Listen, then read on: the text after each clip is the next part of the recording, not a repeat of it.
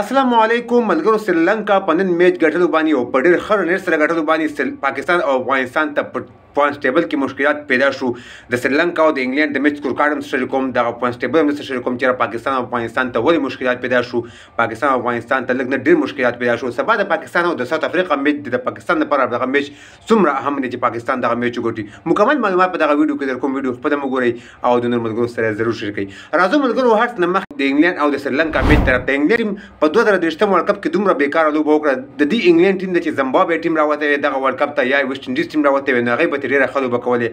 انګلند ټیم داسې لوبه کوي لکه د ماشومانو په شانې ټول ټیم یو سل شپږ پنځوس باندې اوټ شو په 33 اورونو کې سریلانکا ټیم په 15 اورونو کې یو سل شپېته سکور هدف چې کوم هغه پوره کړو په 8 وکټو سره یعنې ډېره غټ شکست انګلند ټیم ته ورکړو د انګلند سریلانکا ټیم ډېره غټه منډه په دغه پوینټس ټیبل کې لسم هم نمبر نه انګلند سریلانکا ټیم एकदम پنځم نمبر ته لاړله ډېر غټ ټوپ سریلانکا ټیم په دغه ننني میچ ګټلو باندې وو پاکستان او افغانستان پوینټس ټیبل د شریک کوم د پوینټس ټیبل تاسو وګورئ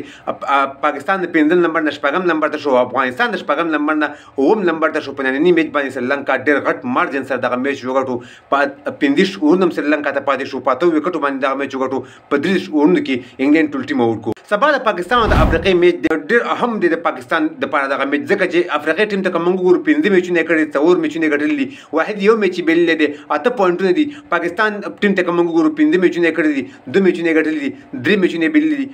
4 پوینټونه دي